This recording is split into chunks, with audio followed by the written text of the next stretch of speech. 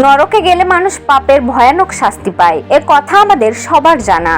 তাই আর যাই হোক, নরক দেখার স্বাদ জাগে না কারোই। তবে অবাক করা ব্যাপার, পৃথিবীতেই রয়েছে যন্ত্রণাহীন নরকের দরজা, সীমাহীন বিস্ময় আর মন্ত্রমুগ্ধ দৃশ্য, যা দেখার জন্য ভিড় জমান হাজারো পর্যটক।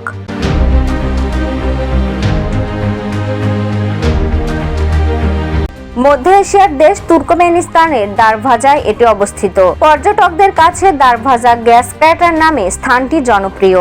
জানা যায় নরকের দরজা খ্যাত অগ্নিগর্ভটি প্রায় 230 ফুট চওড়া এবং 100 ফুট গভীর, যেখানে কাউকে ফেলে দিলে বেঁচে ফেরা মুশকিল।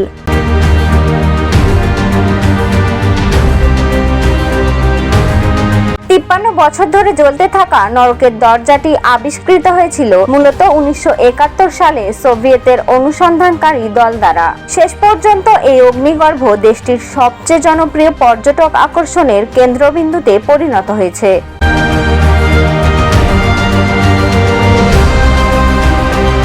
কিভাবে এই অগ্নিগর্ভ তৈরি হলো তা নিয়ে রহস্যের শেষ নেই। আজও নেভেনি খনির আগুন, জ্বলছে অবিরাম। রাতের অন্ধকারে অনেক দূর থেকে দেখা যায় নরকের দরজার রক্তিম আভা।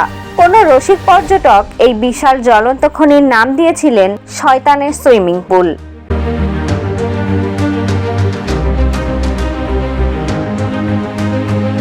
নিউজ ডেস্ক, প্রতিফলন।